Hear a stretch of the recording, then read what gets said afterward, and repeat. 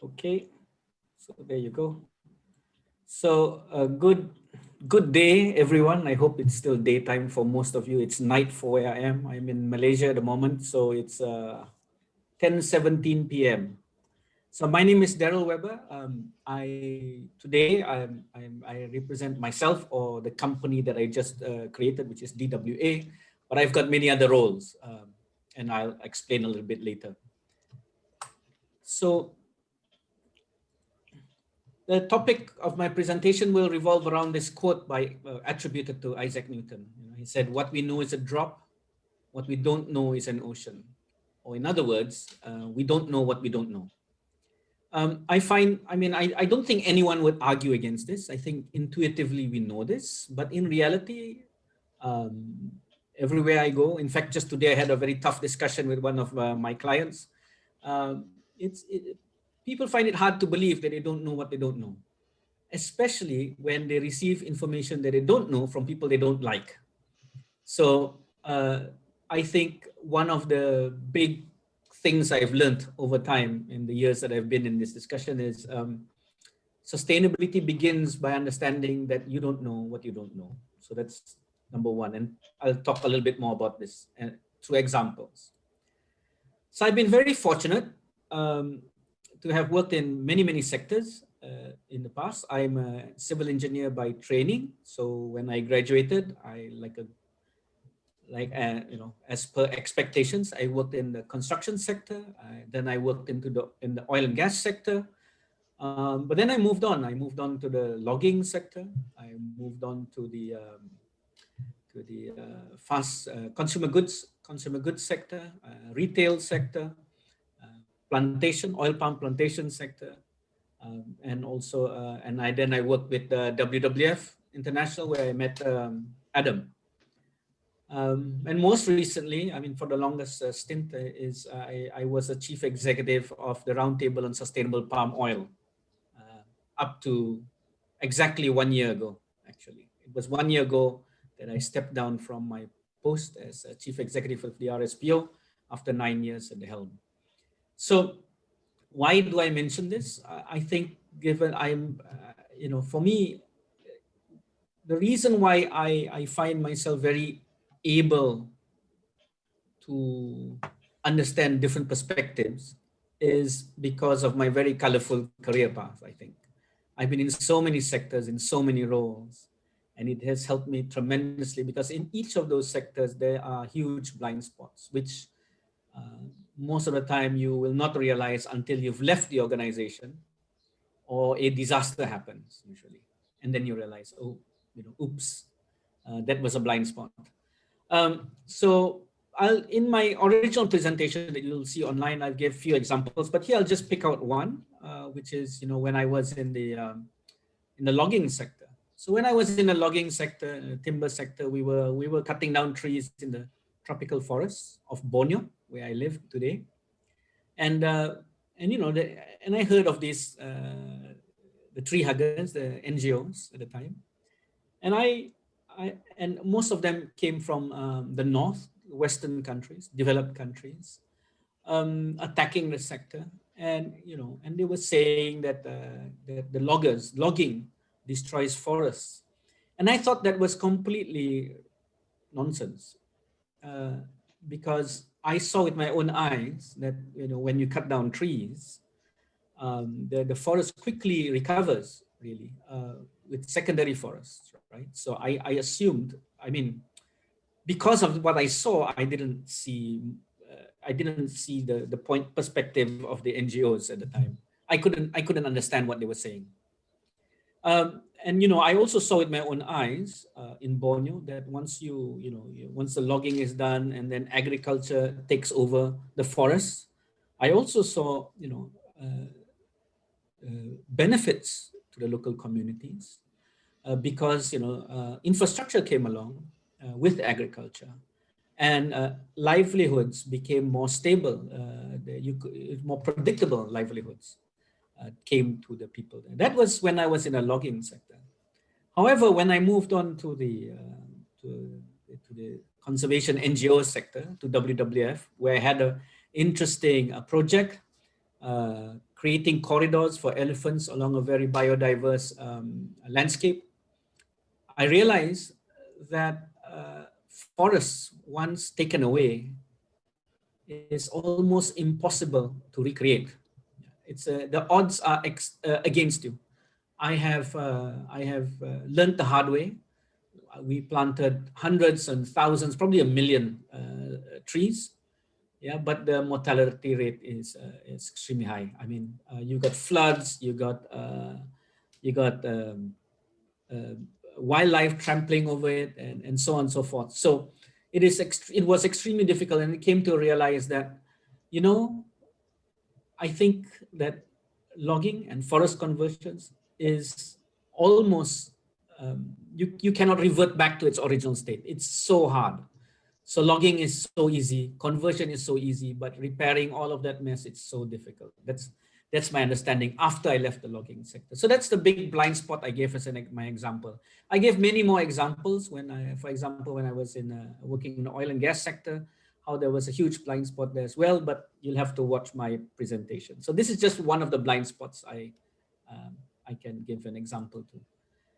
Now in the RSPO, when we had the first meetings of the RSPO, developing the standard, I was there representing the NGO sector, representing WWF International. And I found it, looking back, I laugh at it. But, you know, when Adam kindly used the words, I think he said robust or rambunctious, I think he used, stakeholders, I can tell you the discussions were extremely heated. And table banging and walkouts were not uncommon. But what was most interesting is whenever this one topic was brought up in the discussion, everything, you know, tempers really flared. And that was the topic of forest. The growers or the producers at that point in 2005 never admitted or hardly ever admitted that they had cleared forests. They don't believe that they cleared forests. And to the NGOs there, they were furious because this is a bold-faced lie. If you look at satellite images and all that, you can see that they have cleared forests.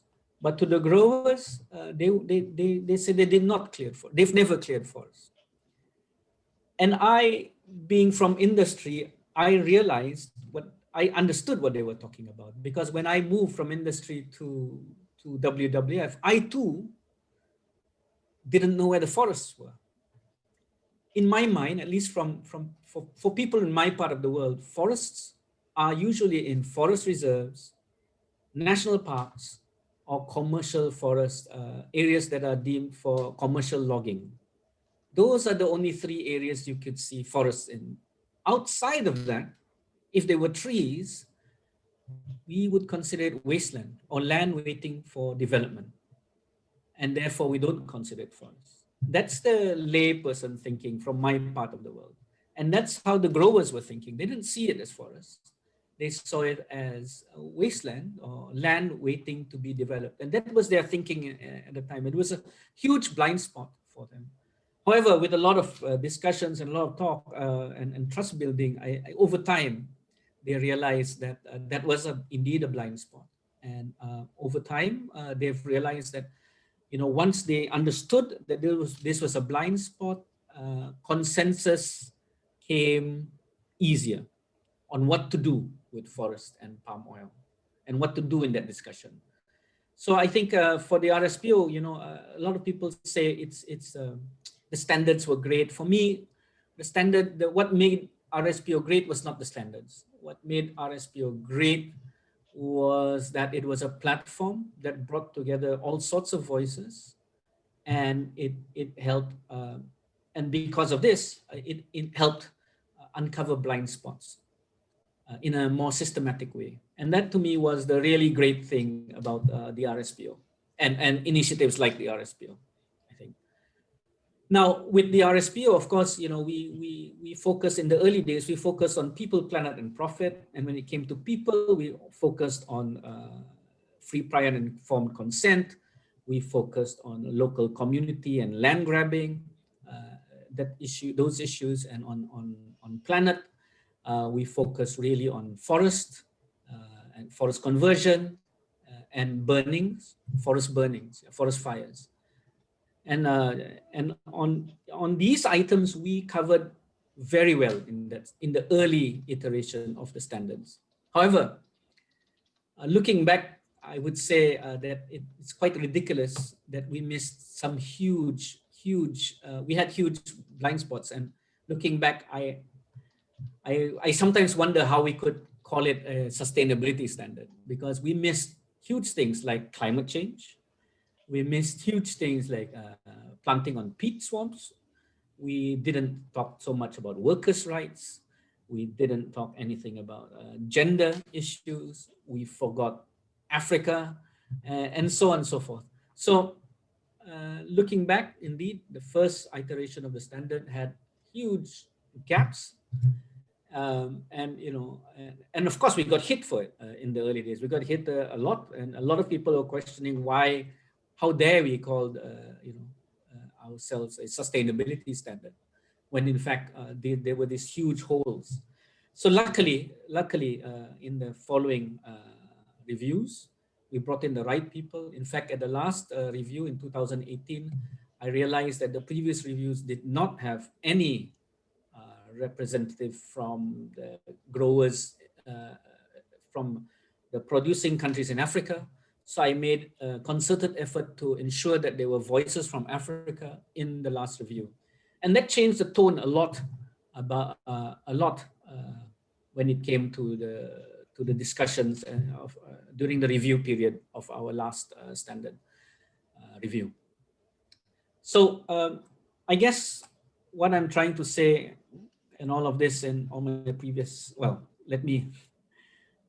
I guess what I'm trying to say in all of this is blind spots are always there, and we needed to be confronted by voices that help us see those blind spots. Now, because of what I do these days and in the past, I also see these that development on specific topics will be coming fast and furious at us in the next decade.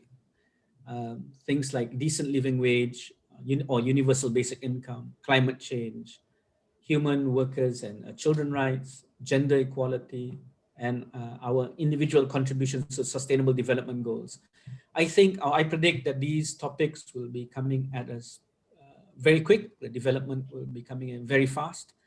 And I think companies and individuals like us would be well advised to stay ahead of the curve, because believe me, if you are not ahead of the curve, you will definitely be behind, well behind. So in the midst of all this fast development, I find myself advising companies these days how to maneuver through these key topics that I feel will be very important in this decade. And really, the only way to deal with this, I guess, is to always know that there will be blind spots for you. There's no way a company or an individual will be able to see around the bend very quickly or efficiently. I think the only way to do it is if you have systems. You need to build in systems that helps you learn all the time, or helps you surface these issues all the time. And once you get these issues, these channels built, which brings you these issues, you should assess and act each of those issues that you uncover. And I advise all of this not only for companies, but for you in your standards development to think about. You should find ways to bring in the right people or the right information so that you can always steer yourself in the right direction, I guess. Organizations that don't have such systems would quickly find themselves out of favor, and your stakeholders disillusioned. That's my opinion. Now, two other things which I think organizations like yourself and companies need to get used to is getting used to ultra transparency. In the RSPO, and I know in soy and in other commodities, transparency is a huge issue. and get ready for ultra transparency, because really there's very little you can hide these days anyway. Social media is helps you helps keep you accountable nowadays a lot. Satellite images can look at anything nowadays. So it's really in your interest to realize that ultra transparency is going to be the norm for all businesses. And last but not least, I think organizations, they not only need to do all this, they also need to communicate that they are doing all these things. And they need to communicate in an authentic way. Otherwise, you won't be able to bring your stakeholders along the journey with you and keep you accountable. So I think with that, thank you very much. Thank you very much, Daryl. I think there's some really interesting salutary lessons there about getting the right people in the room so we hear the right voices, which is part of what we're doing here. I can see that there's already a couple of questions on the HowSpace page under your presentation. It's just a reminder to people to take this opportunity to ask questions as they arise from the specific speakers, but also an opportunity, Daryl, for you to maybe answer some of those. We'll now move on to our second speaker, who's Katie Kenrick from the Earthworm Foundation, which was formerly the Forest Trust, which is a sort of a not-for-profit organisation that works with industry in various commodity supply chains to try and address the major social environmental impacts of them. Katie has a background in CSR work, initially with Kingfisher, and since 2013 she's been working with Earthworm, focusing on human rights and labour issues and ensuring that the organisation is able to address those with their partners. So I shall now hand over to Katie. Thank you. Thank you very much. And I think there are some slides, but if we don't manage to get them up, I'll stick them up on HowSpace later, so you could just imagine some pretty pictures. There's nothing too important in them. But actually, it's really interesting listening to Daryl, because a lot of what he says really resonates, and that's probably because certainly some of my experience is in palm oil as well. Now, as my name is Katie Kenrick. I work for an organisation called Earthworm. I joined them about 7 years ago to help develop the labour and the human rights programme, because much like RSPO, our work really started on the community side of things, really started on land rights. And I was asked to come and talk today, not from the biomass perspective, but I will try and link it where I can to biomass, but rather as an organisation who have been working in commodity supply chains, and really different commodity supply chains, from stone to palm to cocoa and lots of others, and who've really seen over that time a real transition from this focus on the environment and on land grabbing and FIPIC to companies being held far more accountable against social issues and a really increased interest in the social side of things. When I started at TFT, as it was at the time, I had a conversation with a very large organisation in palm oil, who said to me, "You know what, this isn't a problem for us. This, our issue is land grabbing, our issue is community conflicts. That's where our problems are. We don't anticipate this being a big thing." And I think it shows how quickly, as Daryl said, how easy it is to have blind spots and how quickly those things change.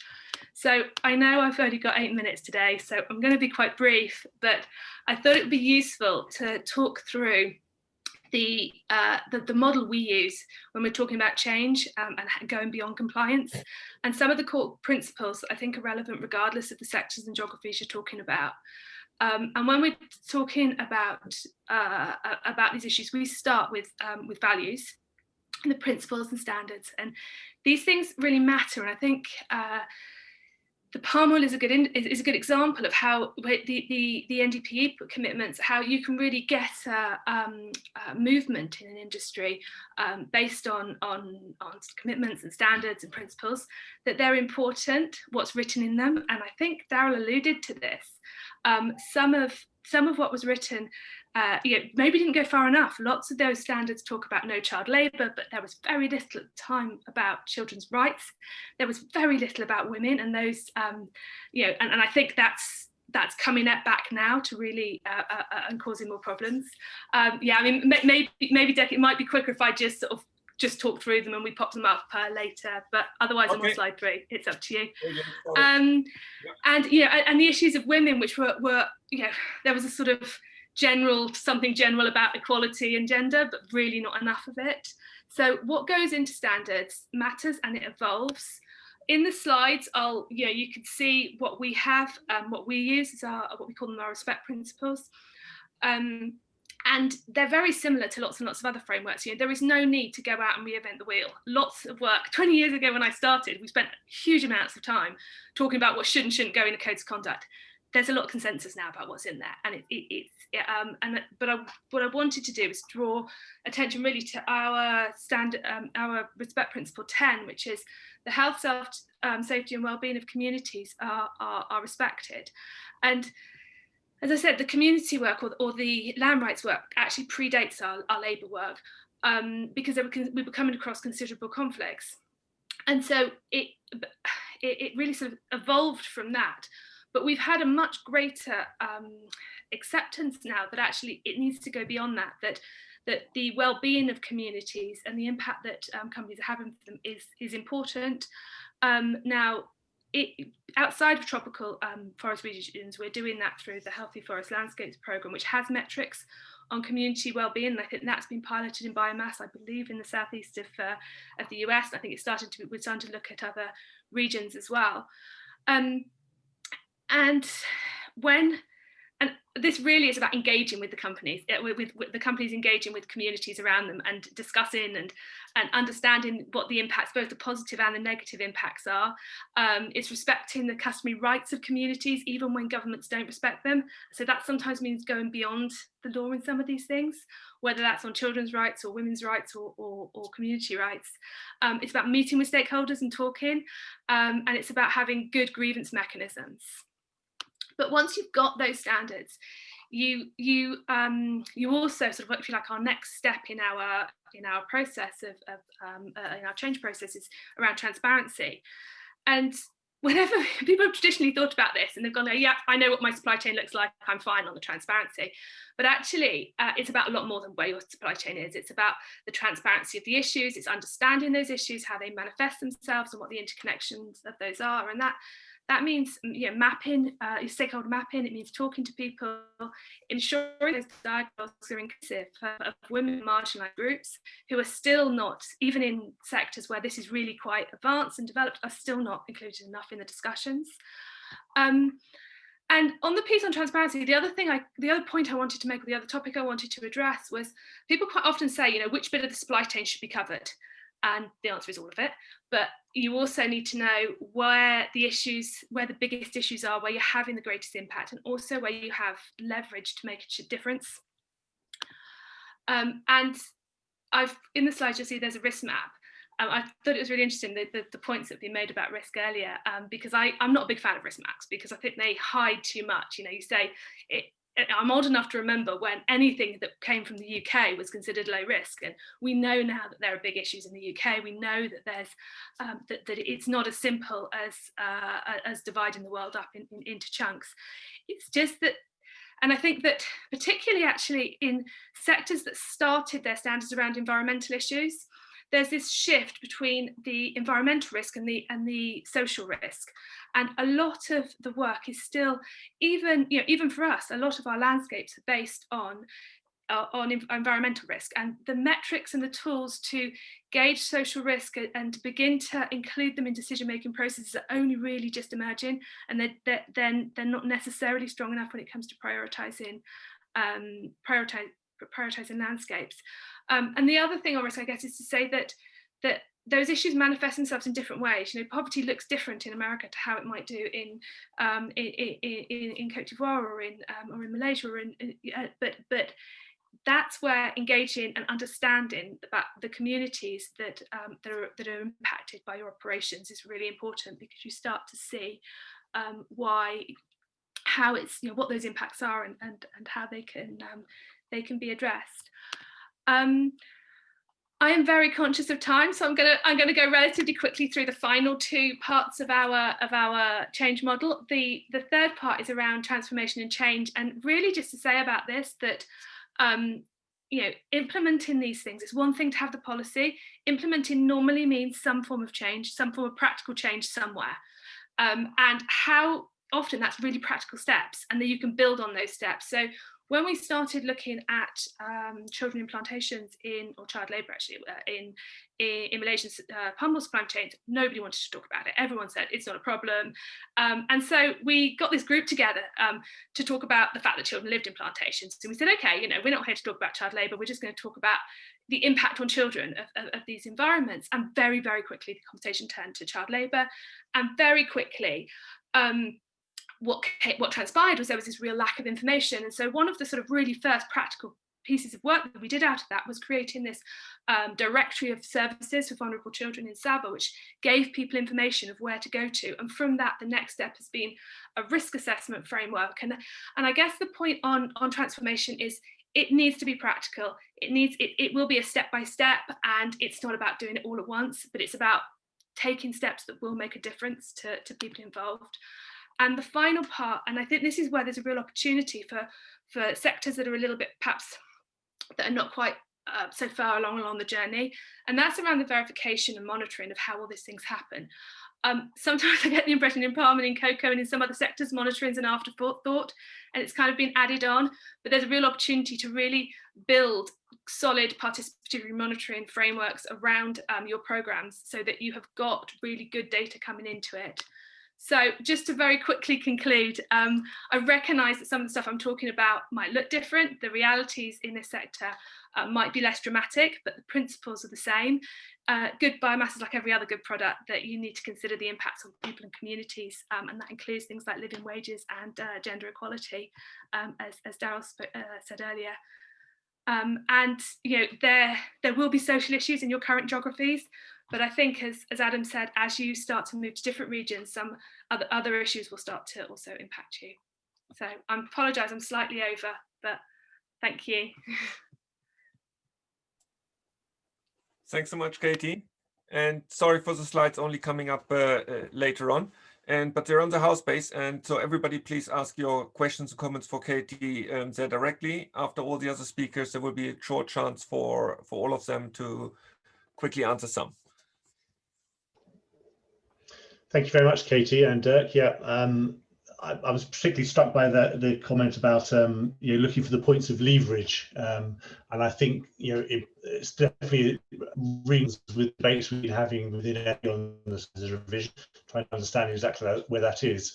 But actually, I guess if you sort of combine it with Daryl's view of thinking about we need to have the right stakeholders telling us if that's right, then we need to get the right people in the room to tell us what that point of leverage is.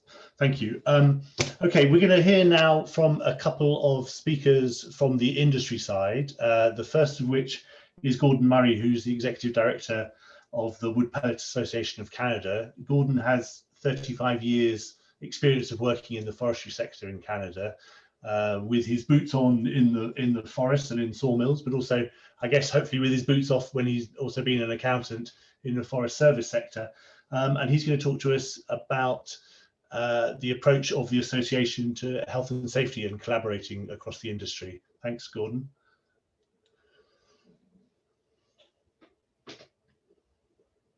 You're still on mute, Gordon.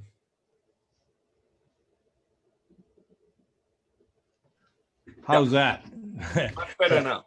Okay, just want to make sure my slides are visible here. Yeah. And I'll just quickly run through the Canadian approach to managing safety in our industry.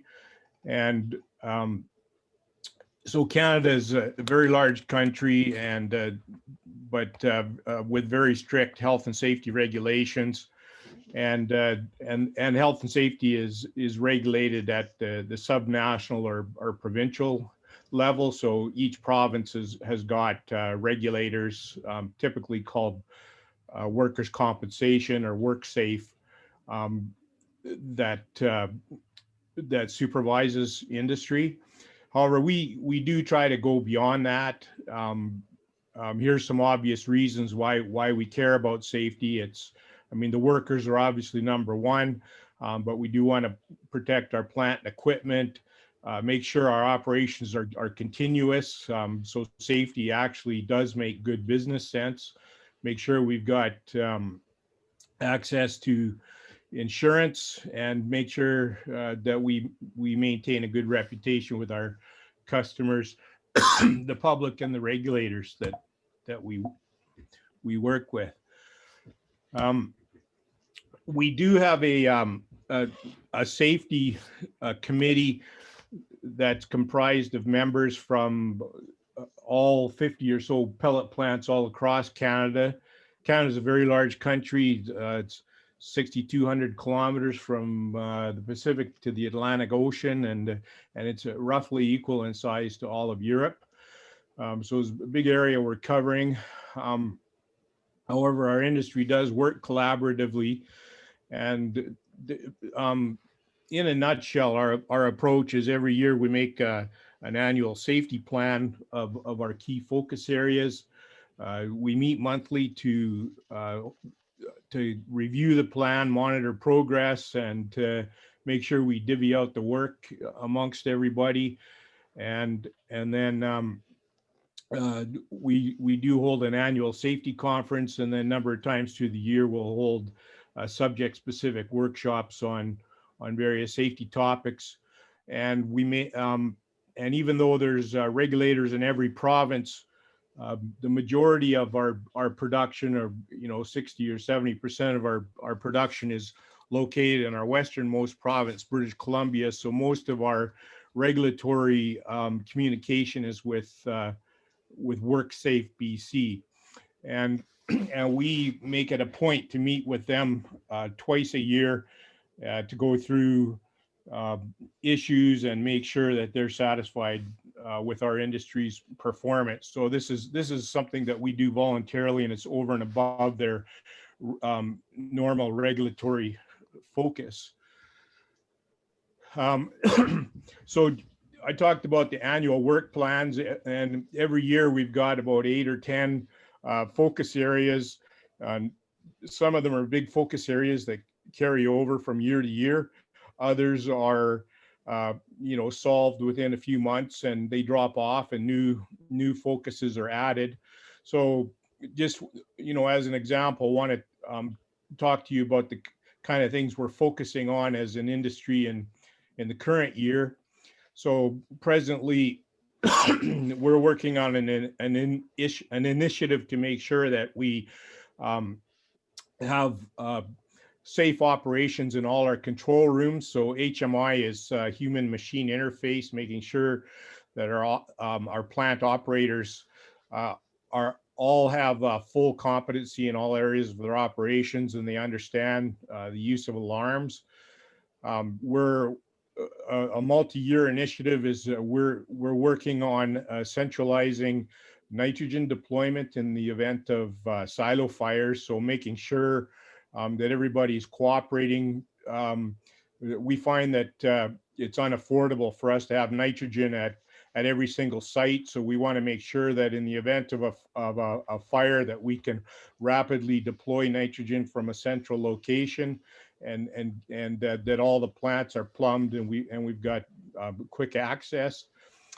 We're working on implementing critical control management across our industry, which is essentially a process of going through and identifying the most likely catastrophic type of events that could potentially occur, and then putting in all the various controls in place using the so-called Swiss cheese model, where if you think of slices of Swiss cheese where the holes don't line up, but if you put all the slices of cheese together, the holes are covered by the next slice of cheese, and so on. And so it anyway, it's a way of making sure that you've got sufficient controls in place that you are preventing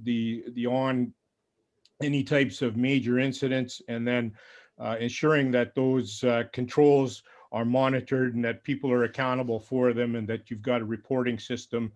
And we're working in close cooperation with our regulator on implementing this process. Our industry has recently started to switch from using rotary drum dryers to belt dryers.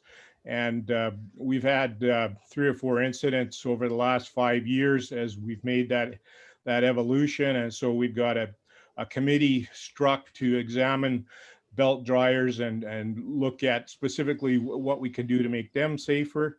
We're also working on equipment isolation, is essentially looking at every individual machine center within a pellet plant. And then if you have a fire, an explosion, or other type of event at that particular equipment center, making sure that we've got controls in place to make sure that that event doesn't spread up or down within the plant. So looking at best practices there. We're continuing to focus on incident reporting. So although I must say we have so few incidents now, but every time we have an incident or near miss, we are collecting data collectively as an industry so that over time, as data increases, we can look at reacting if there's certain trends and change our focus to make sure that we are addressing those. And then all the work that we're doing, we make sure that we're communicating it out to all the membership to make sure we've got a safer industry. Our work plans are essentially just, we take each focus area and divide it into goals, and it's essentially just a big to-do list. And then every month we have a call. It's kind of a frantic call, but we use time and we just pound through that work list, make sure we share the work out amongst everybody, and then just hold everybody accountable as we go from month to month. Every year we share our plan with WorkSafe BC. We also publish it. We meet twice a year to go through progress with the regulator. Initially, this was a bit of a culture difference because when we first started out, there was a tendency to try to sort of hide our transgressions from WorkSafe and avoid getting into trouble.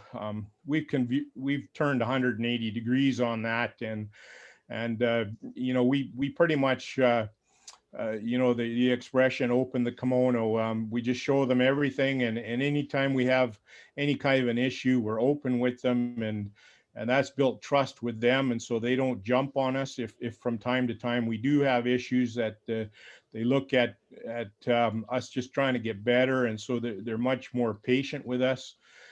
And then as we get together and we look at the progress on these work plans, every month we're accomplishing maybe 1 or 2 things, and then focusing on what we can do the next month. And so from a month-to-month basis, sometimes you look after the call, you think, well, we didn't get a whole lot done, but then at the end of the year, you add it all up and the years go by.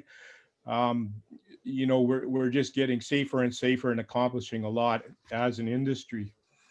So just, my final slide here is just talking about collaboration. So we're quite happy with the progress we've made as an industry, and we're still having occasional incidents, but we'd like to, get to a point where we never have an incident.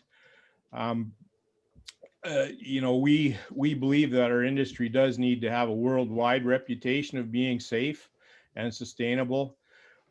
We learn by sharing. We have a rule amongst our own members that we never compete on safety. We can compete on price or for customers or market share or whatever, but on safety, whatever one person has, we've got a commitment that the one company will always share with the others openly.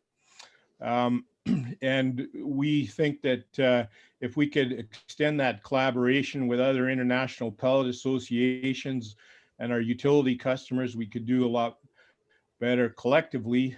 But I must say, we already are having good collaboration, for example, with Bioenergy Europe, with the European Pellet Council. We got several of our utility customers who regularly join our monthly meetings now, so that is developing nicely.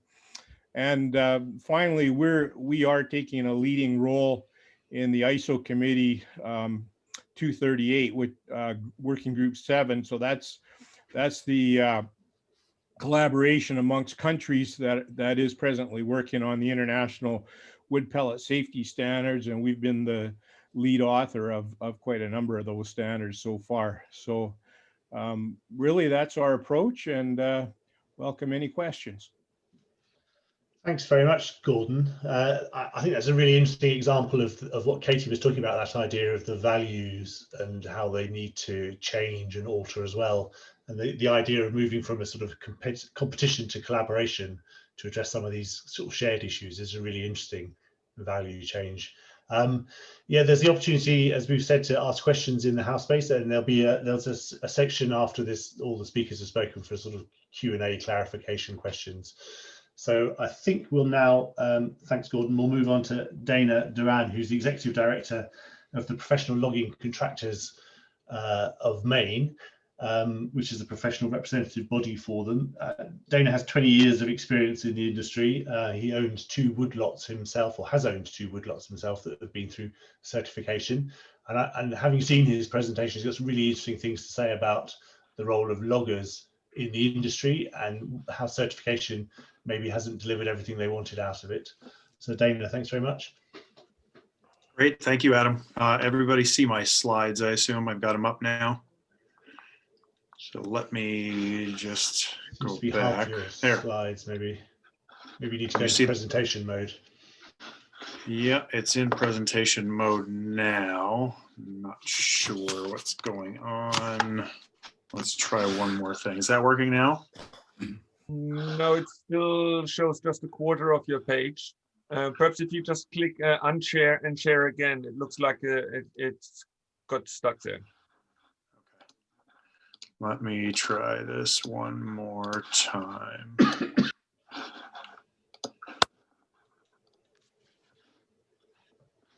Okay, how about now? Much better, but we can see the next slide. So it's this double pane window in presentation mode. Okay, technology is not my friend. Everybody struggles with this Microsoft feature. What about now? Still the same. Yeah, this one. Use slide. If you click to the one to the right, this use slideshow. Oh, now it's gone. Yeah, I apologize. Let's try it one last time.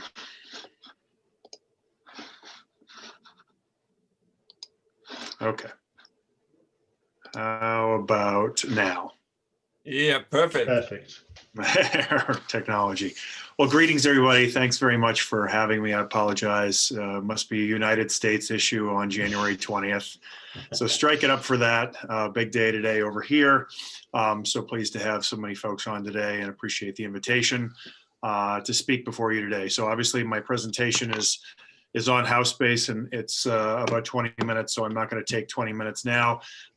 Again, I'm Dana Duran, Executive Director of a trade association here in the Northeastern United States called the Professional Logging Contractors of Maine. We represent the timber harvesting side of the supply chain. So we have 200 members here in our association here in the state of Maine, all across rural areas. And really my presentation today is really focused on how timber harvesters play a role in this entire process and their impact socially, economically, environmentally, especially on rural communities. So we effectively represent from the stump to the mill and all points in between. My presentation is broken into 3 areas. It's really the economic contribution. I wanted to set a baseline or provide some context as to what logging and trucking mean to rural communities. And then I get into the role of certification over the last 25 to 30 years and the downfalls of from our perspective, the downfalls of certification on logging and trucking, and then try to provide kind of a new pathway that might bring them in as equal conversants in the conversation. So let me start 2017. Well, I should say we released the findings of this study earlier in 2020, but it's based upon 2017 data. And what we did is we cataloged the economic contribution of logging and trucking in Maine, and it's one of its only studies of its kind that we've seen in the United States or globally, which actually quantifies what logging and trucking means in the greater forest products industry. In the state of Maine, obviously we're one state of 50 in the United States. There are about 33 timber dependent states in the United States, but for the state of Maine, logging and trucking essentially is a $620 million impact of about a $7.7 billion industry. It's directly responsible for almost 4,000 employees directly, and then it indirectly creates another 5,400 jobs. So close to 10,000 jobs are due to logging and trucking. That's nearly 1/3 of all jobs in forest products in our state. And you can see the average income, et cetera, et cetera. So just some outliers of that study that I think are important. It's the wages that are being paid to logging operators and to truck drivers in our industry. Up until the impact of COVID, attraction and competition for labor is a major issue here in our state, and it was across the country. And one of our biggest issues to attract new employees is the ability to pay wages that are sustainable in the long run. And you can see as we compare logging equipment operators to other like-skilled occupations, logging equipment operators are paid the lowest wages as compared to those other skilled occupations. And then when we turn to trucking or transportation, you can also see that in heavy duty truck driving, forestry and logging, truck drivers are also paid some of the lowest wages. So that brings us to, what is our employment snapshot demographically look like in terms of age? Well, you'll basically see that 62% of logging industry workers are over 45, and you can see a great percentage are over 55. And so we're constantly looking for folks. In fact, our industry needs 2,000 people in the next 10 years, and we're not quite sure where they're going to come from. And if we can't afford, the contractors can't afford to pay their employees more, it becomes a more desperate situation. So with that, let me turn to certification, forest certification specifically, and where timber harvesters have played a role. Obviously, timber harvesting companies are critical to the supply chain. You wouldn't have a forest product without a logger or a trucker.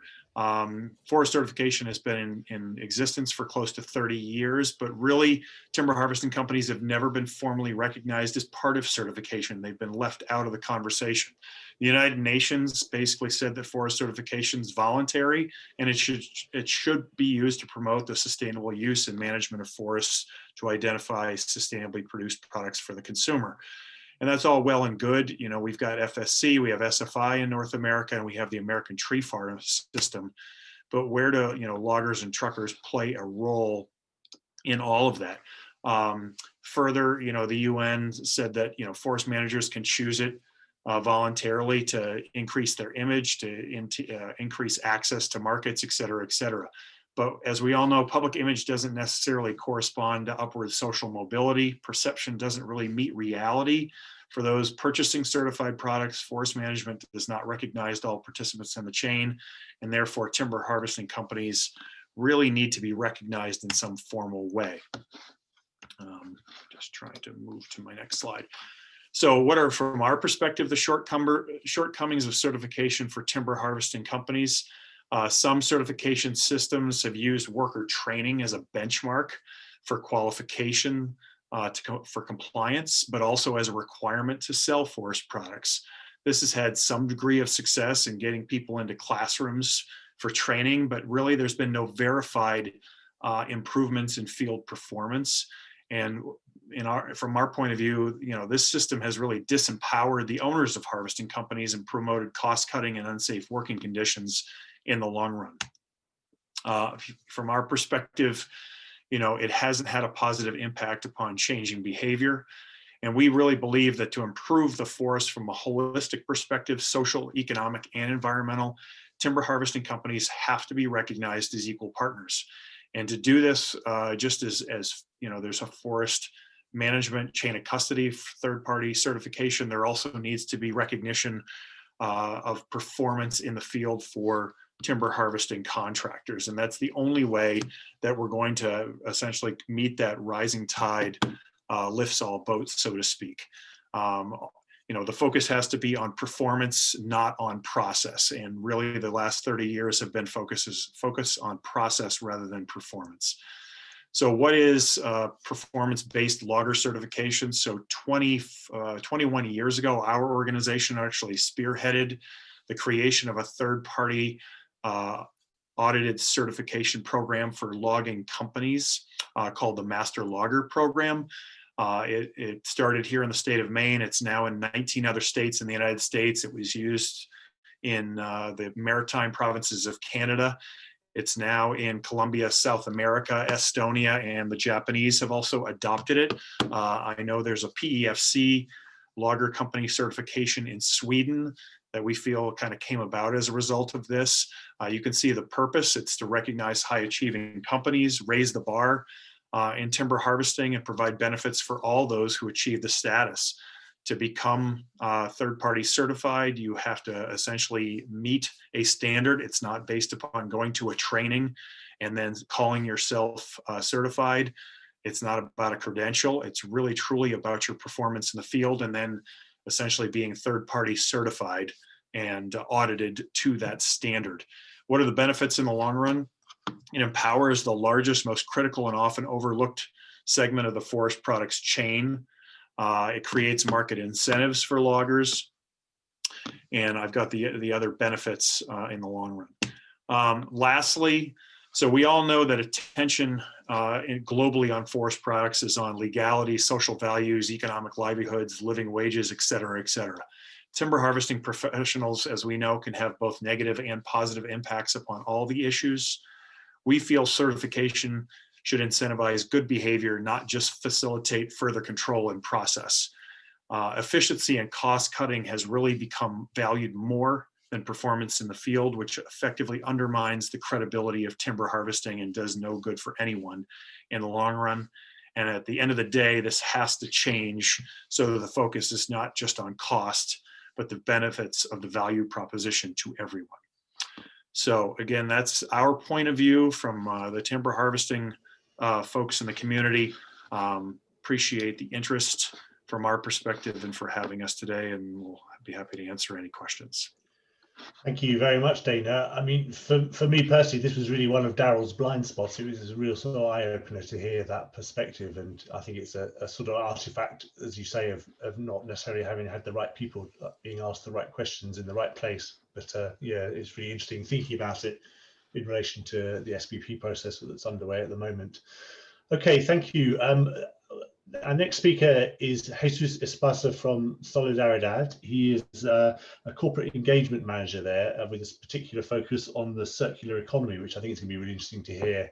His presentation on Housebase is a real sort of rush around all of the sort of social issues around different commodities. It's really very enlightening. So I'm quite looking forward to hearing how he's going to summarize that. Yeah, sure. Thank you very much. I hope everybody can see my screen now. Let me put it just presenting mode. Well, yeah, my name is Jesus Esparza. I'm a corporate engagement manager. I work for Solidaridad Network. And well, I will first, I would like to give you an overview of my organization. For some reason, I cannot change the slide. Excuse me a second. I'm having something. Okay, great. Yeah, and so Solidaridad Network is a social and civil organization. We started back 50 years ago working with coffee farmers in Central America and Mexico. And well, now we have presence in more than 40 countries. And we are, I think, above 1,000 people, distributed in 8 different regional centers. And well, our engagement is related to 13 different commodities or sectors or programs. We are very active in palm oil. Actually, we also work in close collaboration with the Roundtable of Sustainable Palm Oil, as well as sugarcane, cotton, coffee, textiles, dairy, and the leather sector, soy as well. So when Solidaridad's goal is to improve the livelihoods of farmers and to lift them out of poverty. Well, now let's speak about the different strategies that lots of organizations and international schemes, sorry, have had to achieve sustainability. Well, there are lots of them. There are lots of certifications. There are lots of goodwill, but there is a common pattern here that, well, lots of them do not consider social and socioeconomic aspects. They are very well established in looking at what is technically feasible or what is financially possible. But when it comes to realize what is truly sustainable, it is something that many schemes lack. Actually, they take out of the equation, or they just do not consider rather. The social aspects.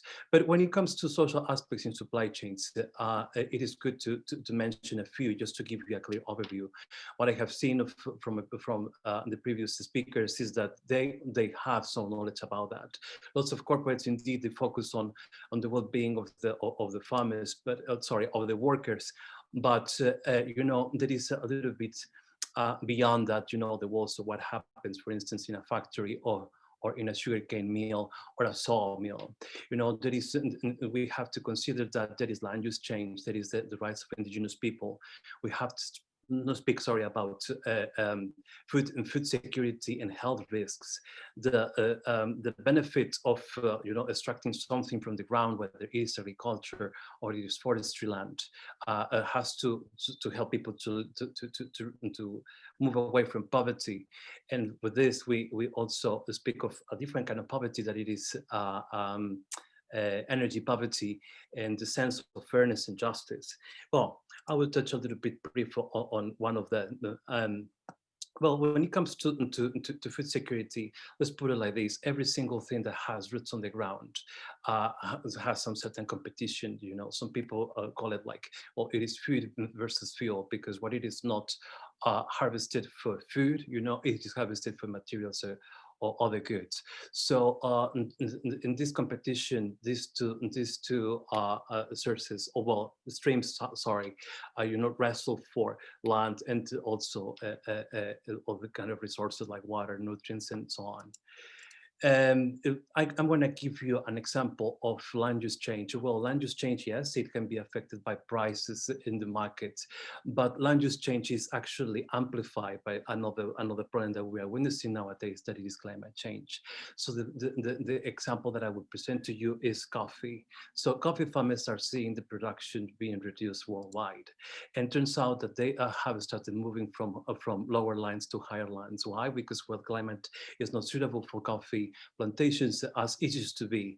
So this is a problem that it is, as I said, is being experienced by the largest coffee producers in the world, especially in the Americas. Well, this is another very important factor to consider, because well, now we're speaking about coffee, but the same might happen to corn, to other crops. As a matter of fact, by the end of the century, a landmass of the size of Brazil might be switched into agricultural land in Russia and boreal Canada, which implies that well, forest has to be cleared, pastures have to be switched to agricultural land if this will happen if climate change is not addressed. But well, speaking about energy poverty, let's say we have a country like Zambia, which is underdeveloped, sadly. Well, 40% of the rural population has access to electricity in this country. And when it comes to speaking about removing biomass from a country like Zambia, would imply that 77% of the country's primary energy use might be compromised. And also, that it might be the only resource of this country to achieve development. And well, if we would add to this subject, also we have other aspects like gender inequality. Actually, women are more dedicated to collect biomass, and that it requires up to 20 hours per week, which prevents women to join other economic activities and improve the income of families. Well, health risk is another problem. I will present you also a brief example.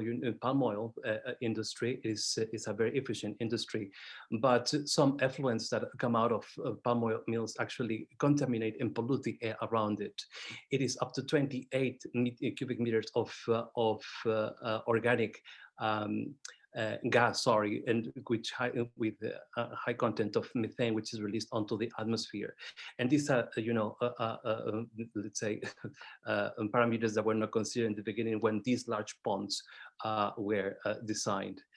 Then the last three factors that we have to speak about is, yes, the rights of indigenous people, the abolition of poverty, and also the sense of fairness. Well, when we talk about the rights of indigenous people, lots of companies and international schemes are already, bringing them into the conversations. However, their participation remains low. Well, when it comes to the abolition of poverty, poverty is the number one sustainable development goal from the United Nations. But, this starts, by paying a fair wage to workers and farmers, a living wage, actually, that, so they don't have to struggle to meet ends. And then the sense of fairness. Well, in my video, I presented one of our campaigns, which was how much the price, that it is paid to farmers at land level, to farm level, from the bananas they produced, which it would be 35 cents of euro, when in Dutch markets, actually that price is 10 times. And there is lots of imbalances to address in these types of supply chains. Well, but turns out that now the conversation is switching to more innovative business models in which all practices are being changed. For instance, the traditional practice of burning a straw is being switched to biohubs, in which straw tops, and lots of types of biomass that are left on the ground are being brought to these biohubs to produce green materials and well, help circular businesses. And these farmers are earning an additional source of income, and this impacts positively their livelihoods. Then finally, this is something that happened actually the beginning of this year.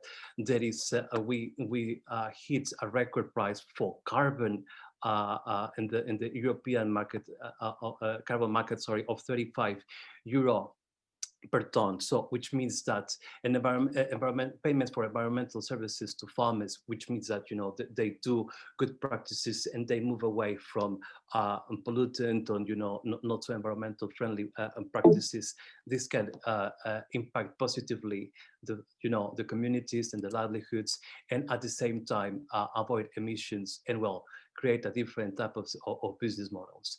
And with this, I would like to conclude my presentation. Thank you.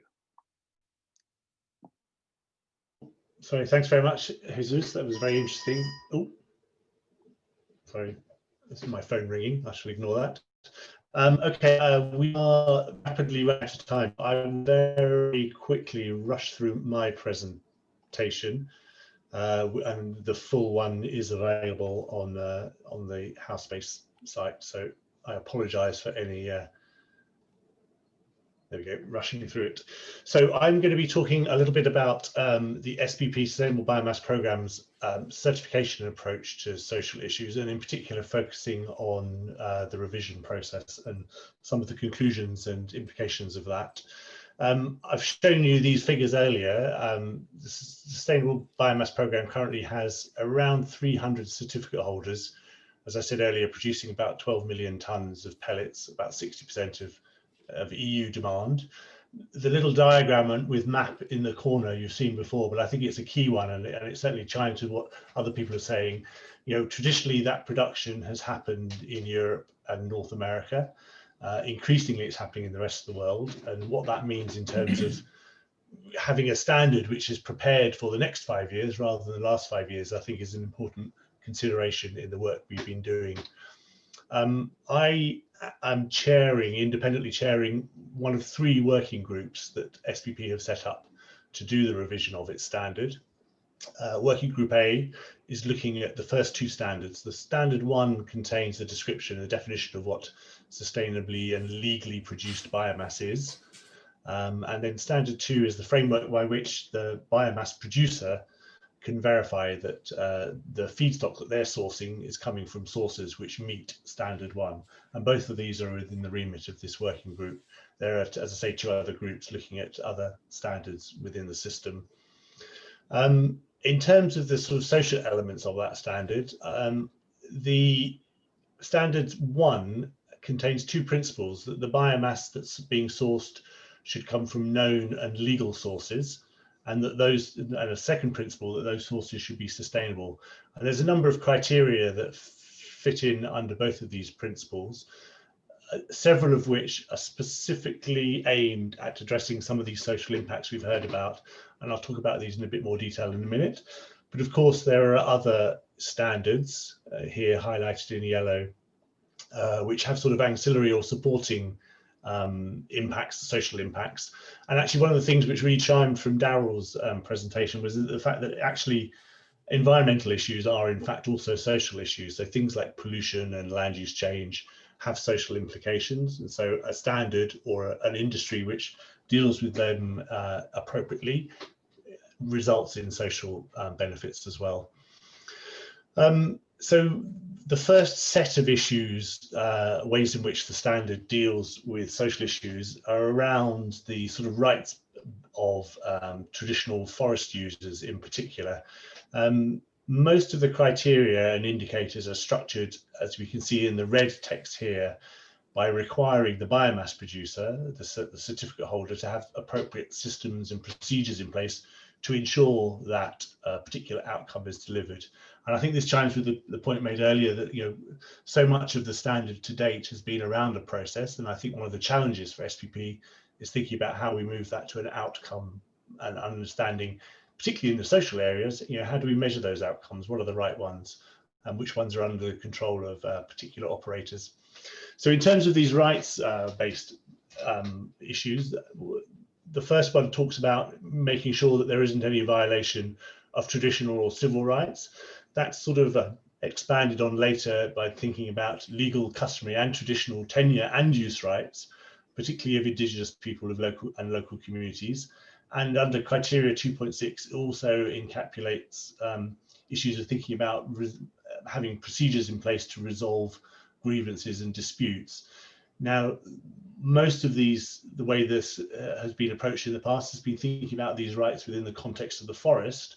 And I think one of the challenges for SPP is thinking about, well, what other stakeholders have other rights within the whole supply chain of the biomass industry, and not just inside the forest. And that's an issue that I might return to in a minute. The second way in which the standard currently deals with social implications is addressing the labour and workforce ones.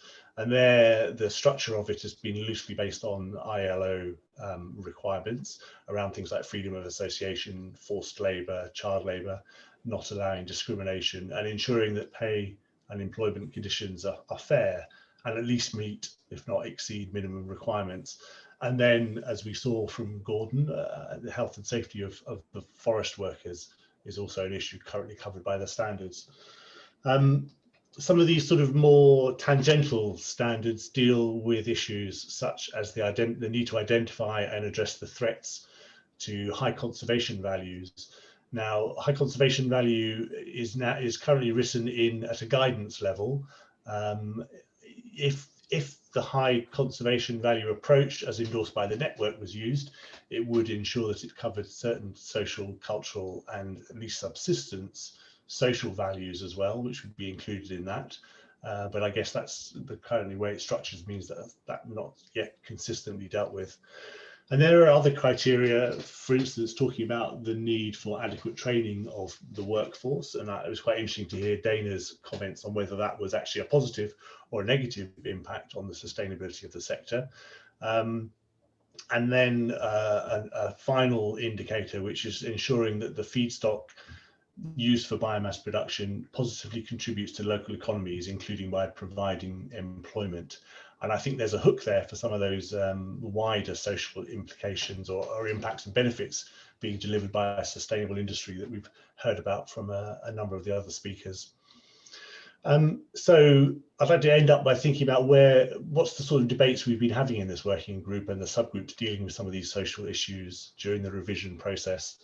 One of the big issues has been around thinking about, are the current labour standards sufficient? Are they up to date and are they comprehensive enough? They are based on ILO, but it's not quite comprehensive. So there's some idea that we might add to it. I think there's also certainly sort of picking up the lessons that we already heard from people like Katie, is thinking, well, actually, many of these issues and problems have been approached by all sorts of other bodies, and we need to learn from those and not rebuild the wheel, if you like.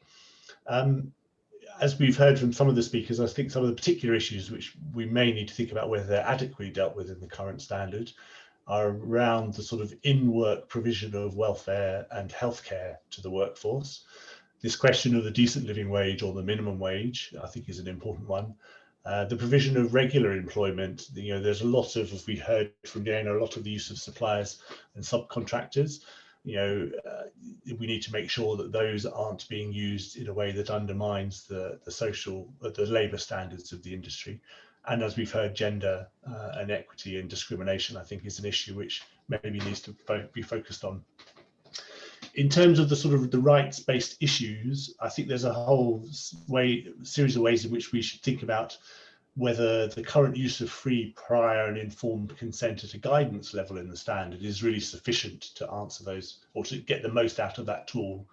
As I've said earlier, thoughts about how we might use the high conservation value approach to give the sort of the Swiss cheese approach to addressing some of these social issues that Gordon talked about would be interesting. And I'm very interested in also discussing, as I said earlier, whether a focus on the forest and the rights within the forest is sufficient, or whether we need to be thinking about similar sorts of approaches, what sort of other stakeholders we should be engaging on, all sorts of other impacts we have on them in the rest of the supply chain. I think a big issue for the industry and for the SVP in terms of revision of the standard is thinking about the whole supply chain and the role that suppliers and contractors have, and making sure that these third parties that are involved in these very complicated, fragmented supply chains are all sort of aligned in terms of the sorts of standards they're applying, and that we're not ending up with, if you like, with hidden risks and hidden threats within supply chains because they're not under the direct control of the operation that's seeking certification. And then finally, there's this big question about, well, what should a responsible industry be doing to deliver against the sustainable development goals? How can it deliver more than just jobs? And indeed, where are the bigger risks in the entire industry? And I think it's really interesting questions that Dana raised about this issue of fairness and equity within the industry, but also between the industry and external stakeholders that they have impacts on. So my final slide here is just some sort of 4 big questions which I have had in my mind for a number of months as we've been going through this revision process, and it sort of gives a structure to the breakout groups that we're about to move into. And these, you're thinking about the standard and this question of whether it's going to be fit for purpose, if you like, in a new world where biomass and certainly SPP is expanding globally. How can we deliver sustainable development and local economic level benefits rather than just avoiding the worst harm and threats? How can we make sure that this very complicated supply chain and all the suppliers and subcontractors involved in it are all working together to try and deliver these social benefits and avoid harm? I think that we need to do some thinking about what are the sort of key labour issues. Do we adequately deal with them currently, and what needs to be added to that? And then finally, we need to think about what responsibility a responsible industry has in terms of its engagement with communities. Is that just in the forest? Is it more than the forest? Are the tools and approaches we have at the moment adequate to the job? So there you go. That is my presentation. I shall stop sharing now and hand back over to Dirk, who's going to introduce the process that we're going to go through in the breakout groups. Thank you. Thanks so much, Adam. I'm looking a little bit at the timing. It's 1/2 and we're about 90 minutes into the webinar, and I can guess people are looking a little bit for bio break as well. So how about the following process, Adam? If we would give each of the speakers very briefly a chance to comment on any of the questions or comments that they've received, and if they would like to just highlight one specific area, and again, this can be only for clarification or to initiate stimulating discussion during the breakout groups. Don't try to finish the debate right now. And then I would propose that we make a bio break and actually would allow people to already start discussing in writing. And then at 5 o'clock Central European time, we would come back for the breakout groups to actually go and build on those inputs that we get from everybody then, and then have 15 minutes breakout groups and then have a final plenary wrap up. Yeah. So shall we go for a quick round of the presenters, the speakers, to see if they would like to comment on anything? Yes, I would, Dirk, if you don't mind. I will have to leave you because it's almost midnight. So I think your process will take much longer than that. But I just want to talk about, respond to Adam's question here, which is, asking me how, basically, how do we get the right people in the room, right? And there are many stakeholders who are skeptical. I think getting the right people in the room takes a lot of work. In the beginning, I think RSPO was not so great at getting the right people in the room. I think we just thought, we throw a party and hope everybody hears that there's a party and they would come along. I think over time, I realized when I took over the job that it was, you needed to make an extra effort. And you would be surprised just what sort of hurdles are people facing in attending these conversations. I recall very clearly flying all the way to Colombia to understand why the NGOs didn't want to engage in Colombia. And then they told me it was a safety issue. They feared for their life. And I never thought that would be a problem, but it was a problem. So you have to understand also, it's a concerted effort to understand what are the hurdles. A lot of the times, sometimes it could be safety. A lot of the times it's about capacity. A lot of the times it's about not having the money to attend. A lot of the time they have people having no interest in talking about policies. But with the skeptics, I guess the only way to deal with skeptics is to try to assure them that you have the processes in place to allow them a fair share of, allow their voice to be heard fairly, and they would have a fair share of their airtime, I think, and that the impacts, the results of this work would impact their issues, the issues that they are interested in, and that's really all you can do with skeptics and cynics. Yeah, I guess that's all I want to say, that it is a concerted effort to bring in people and it doesn't happen by chance. Thanks, Daryl. Katie, do you have any comments you'd like to make or any questions that have been raised in your presentation or observations on the other speakers? Just responding very quickly to a question Annie raised, which was about participative monitoring, which I mentioned briefly. And the idea of it is that monitoring is done far more continuously than once a year in an audit, or that it has a lot of different data sources going into it, and that the people who are impacted have a voice within that. So whether there's all sorts of different tools you can use for it, but it's about broadening out monitoring from a kind of really linear thing into something that is much wider and held by impacted people. Thanks, Katie. Yeah, I mean, I think it is an issue. Certainly SPP wants to focus more on the monitoring, both within the context of the sort of verification assurance process, but actually in general, being able to fulfill that aim of telling the story of what's going on and what the implications of that are. Thanks. Gordon, do you have any particular questions that you've raised that you might be interested to talk to the plenary about? Actually, I don't really. I'll probably move on to the next. Okay. Dana, do you have anything you'd like to add or any observations on anyone else? Well, one, I want to commend Gordon on the open the kimono comment that he made earlier. I thought that was fantastic. Made me chuckle. But I've tried to respond to the questions that have been asked. There's one that Annie just asked on perspective on impact of training. So I'll respond this way. You know, training, I think, provides a credential. Anybody can take training. So and again, I'm talking specifically to timber harvesting, and I think her questions regarding, you know, forest management certification and the requirement for training. Anybody can take training. I could go take a training class right now, and that would make me qualified to start selling wood. Does it mean that I'm going to do a good job on the ground? No, there's no correlation between training and performance. You know, training is great, but if you have not been audited, you have not been reviewed, you know, it doesn't really mean much.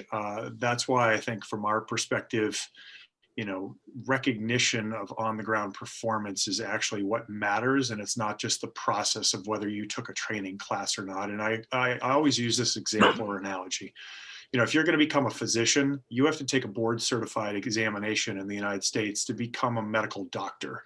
That isn't a step beyond, you know, receiving your bachelor's degree, master's degree, or going to medical school. You actually have to prove that you can do the job to receive that credential. And that's really how we denote what the difference between certification and training. So I'll stop there. Thanks. Yeah, no, I was really struck by that your observation as well, actually, and I think it's right. You know, we need to challenge ourselves to show the impacts and the benefits of the changes and all the processes we have in place, rather than just showing that the process is in place. Thank you. Jesus, is there any particular question you want to answer?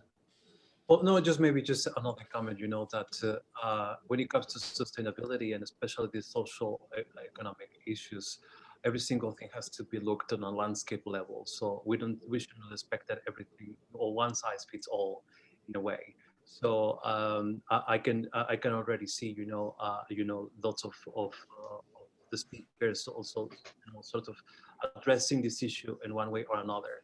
But you know, when it comes to us, you know, as a social and civil organization working in rural areas in developing countries, we can see that, you know, it's not the same problematic that you can find in palm oil in Indonesia or in Nigeria. You know, the setup of the industry is completely different. So, you know, I would expect that you cannot find the same sort of problems, you know, that you have, for instance, in Canada, other developing countries, sorry, and, you know, and the logging industry is super well developed in comparison to Myanmar or, you know, or Southeast Asia. So, yeah, the correct stakeholders have to be brought up to the table, but also open mind also help kind of a lot, you know, and stop, might sound a little bit too familiar with this, you know, but stop that imperialistic way of thinking, you know, of imposing the West rules onto the you know, other countries' setups. Yeah, I agree. I mean, I think SPP has a very strong foundation of the 5 years it's been operating in the markets it's operating in. But I think you're right. We will be facing new challenges in the future, so we need to have a system which works for those as well. I don't actually have any questions on the house space for my presentation, which is either a sign that it was very comprehensive or not very engaging. So I shall prefer to take the first conclusion of that. So unless, I think maybe we ought to try and catch up some time and move on. So Dirk, are you able to talk through the process? Brilliant. Thanks so much, Adam. And just let me quickly share my screen. And I've just posted a link to the relevant house space page that we would like you to do during the tea break or combine with the tea break. And then we make it a few minutes longer. At the beginning, you see there's another Menti poll. This time it's a ranking about all the different things that you feel strongly about. And what we would like to do is, of course, not to do a scientific analysis here, but rather try to see if there's a clear temperature snapshot coming out about how you would actually go and rank the different elements which are being put up in the poll there. And then Adam has mentioned 4 breakout groups. And what we would really like you to do is, before actually starting the breakout group and discuss about things, to give everybody a chance to put your comments or questions or thoughts, or even share any kind of documents, studies, PDFs, or websites by just clicking on the attach a photo video. You can attach a file. And if you could do that during your breakout group, we've done this in the previous 2 webinars, and it was extremely informative to really hear from everyone how they feel about those different elements, and then builds a discussion, the breakout group on this. So I would propose that we take a break now until 5 o'clock Central European time, so 20 minutes. And if you would take the time in between to go and answer those 4 questions, plus do a ranking in the poll, that would be great. And then I would see you back again at 5 o'clock, and then we would start having smaller breakout groups around those topics to discuss in more detail and see if we can find actually any kind of suggestions or potential ways forward on it. And then we would have a solid half an hour, 40 minutes in the plenary to round everything up and see where we all agree and where we still need to move the discussion forward. Thanks, Daryl. Do you want to remind or ask people if they are willing to participate in the breakout, to make sure that they stay registered, but if not, to drop back in at presumably 5:30 then for the plenary discussion if they want to hear the conclusions Exactly. of that. Thanks so much, Adam. Yes. So also from experience, we have about 60% or so of the people who are participate who would love to join the breakout groups, and the other ones were more interested in the presentations. If you're only interested in the presentations and just want to listen into the final plenary discussion, be back around 20 past 5, 25 past 5. And for the other ones, please stay tuned and do the homework in silent now, get a cup of tea, have a bio break, and we would start the breakout groups then at 5 o'clock Central European time. Great, thanks very much. Okay, well, I shall have my break now. Thank you. Yes.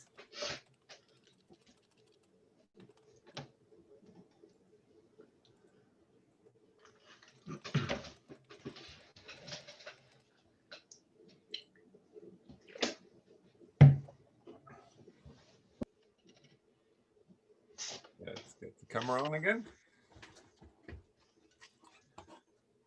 Hi, Dirk.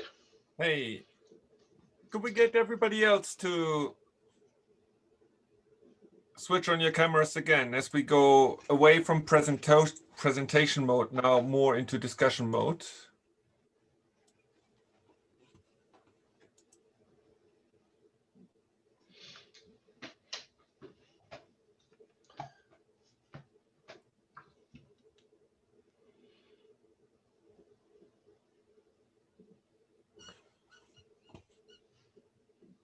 Yeah, so while we're waiting for the other ones to come back, perhaps just very quickly the ranking, let me go and disappear, is so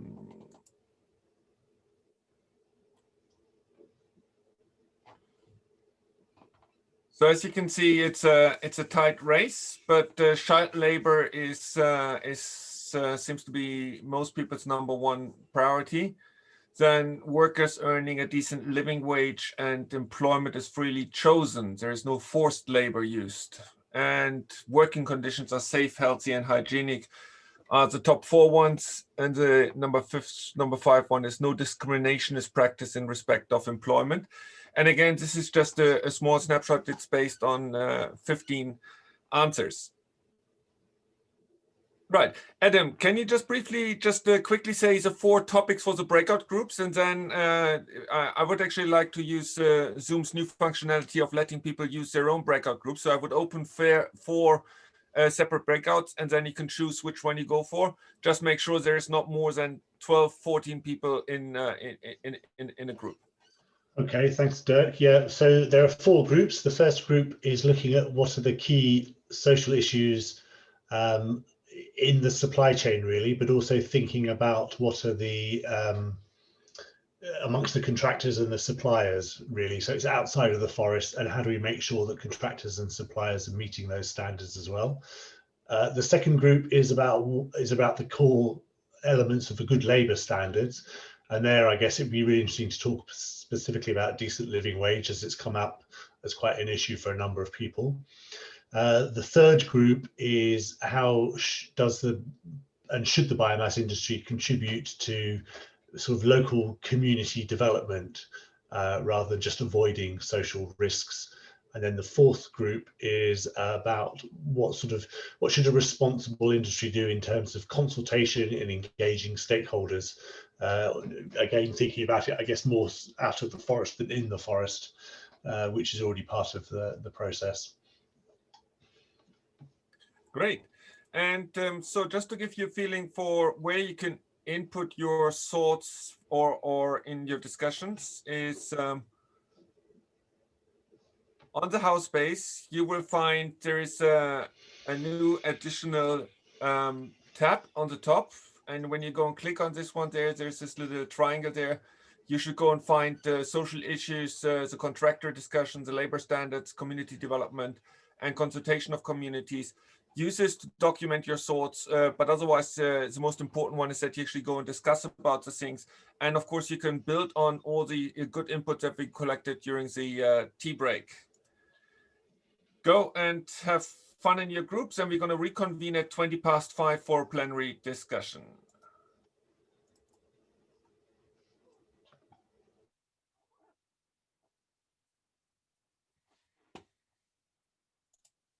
So I don't know, but personally, I would say no, the transparency isn't there. And I think that's, I made the point in the group that, the UK horticulture industry and the garment industry, are operating in well-regulated markets, and yet there's still modern slavery in them in the UK, which is something which is a real surprise to people, but it exists. So even though that one level of proof, transparency, which is we're operating within a well-regulated country, isn't always enough to prove that there isn't a problem. And I think that is a dilemma for how this approach to certification works. Good. I think something to catch up in the house space. Now, I understood that the group 2 doesn't exist, so we come to group 3, and maybe Stuart, you can... Sorry, I was raising my hand. Can I add to that? Sorry, sure, go ahead. Yes, so I would disagree with that there is no transparency. So knowing really in the industry from inside out, I would definitely say that the transparency is there. So, and having said that, I don't think that certification as such would prevent some companies to be crooks and some companies to be criminals. And one case or couple of cases that somebody is a crook or criminal is not, let's say, the measure for all the industry to put the heavy burdens on. And certification definitely is not preventing criminals to be in acting. So yeah, transparency is there. And I'm, well, my personal opinion is standing for the risk evaluation and then taking decisions on risk mitigations. Thank you. Yeah, absolutely. I mean, I think the SPP shouldn't just use certification as this tool. Katie was very clear, for instance, that values need to change, and what role does a body like SPP have in helping its members, its participants to change values, I think is really interesting as well. And that could be completely different or separate from the certification process. Absolutely. Okay, thanks. Disagreement is always good, that we have more reason to discuss and exchange views. Before doing so, let's hear from Stuart about group 3 on the community development. Hi there, yeah, so just to summarize what maybe some of the key risks that we discussed. Discussed the biomass. Before Richard had his hand raised, was it to the previous point or is that something independent? Yeah, it was to the previous point, Dirk. Sorry. Can we just quickly finalize that one then? Sorry. Okay. Yeah, sorry to complicate things, but I think one of the things that's interesting is the different certification systems deal with these issues around bad actors in different ways. And they're probably, in and of itself, it's an issue that probably needs to be thought about more. The one that I have the most experience with is what FSC calls the policy for association. Before you can even get a certificate at the FSC, in essence, you have to agree to certain, in your contract, as once you're certified, you're going to agree that you will not engage in illegal activities, et cetera, and there's a vetting process, et cetera. So there's that example there, and other systems may have things like them, because I know that the certification contracts and many certification systems say have protections around illegality or quote unquote bad actor activities. So just pointing out that there are differences in the ways or the different certification systems deal with these issues. And the question is, what's the best way? What's the most efficient way? What is the best business practice, et cetera? I'll stop there, just giving that input. Thanks, Dirk, and thank you for your patience. Good point, thanks. And I also see that Jesus has raised his hand. Also to that point yet? Yeah, just quickly, on the side of the transparency and traceability topic. Well, from my experience, in Solidaridad with different types of supply chains, what is really, helping us to really guarantee, that something is sustainable or something is deforestation free, or a good does not include child labor, for instance, is digital tools. So we have lots of well, not lots, sorry, a number of new initiatives, in which partners and corporates, they invest in local communities with digital tools, with cell phones and all that, and we can trace all the way down to the source of, I don't know, a cacao pod or, a farm, if that comes from actually from problematic areas, or if an element in the supply chain is misbehaving. That's the end of my point. Thank you. Very, very good point. New tools to improve transparency, accessibility of data, and so forth. Very, very well taken. Thank you. Unless anyone else wants, Kati. Sorry, I'll be very brief. I do apologise because I know there's someone waiting to speak. I was just going to say to that point, certification schemes aren't taking the place of legal enforcement bodies. They shouldn't be doing the job of the police.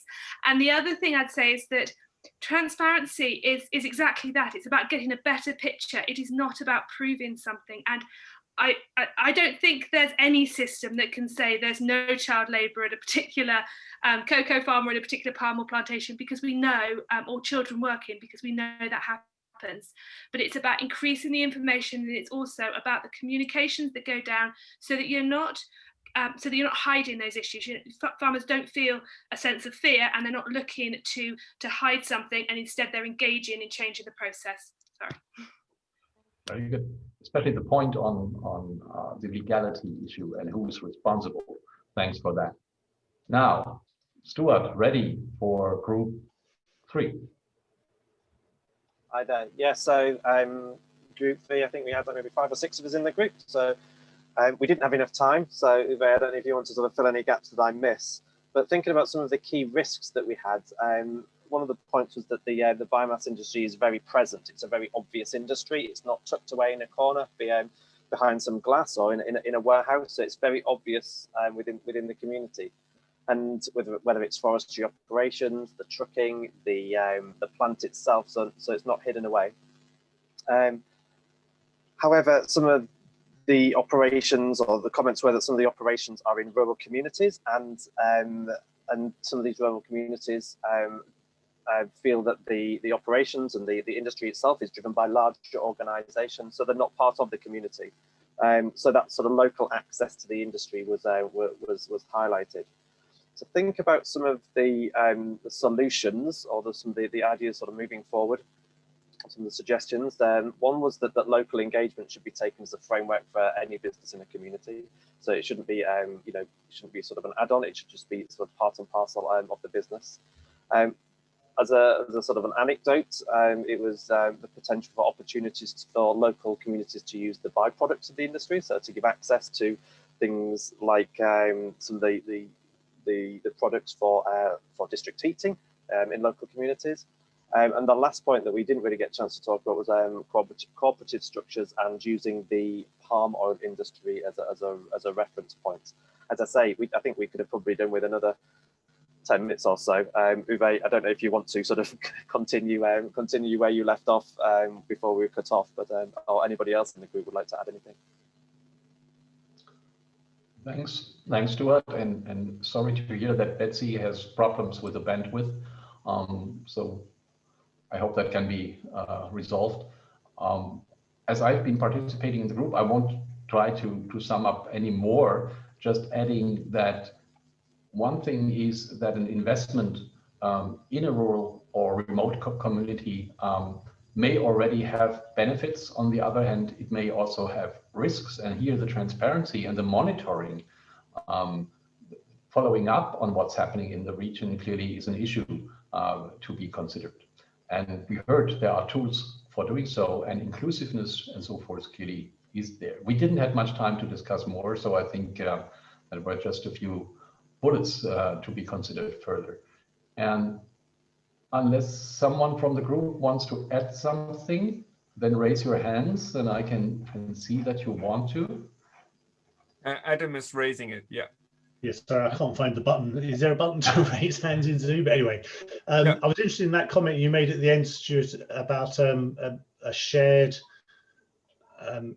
value, or are you thinking there about sort of smallholder producers that are feeding into established industry, or?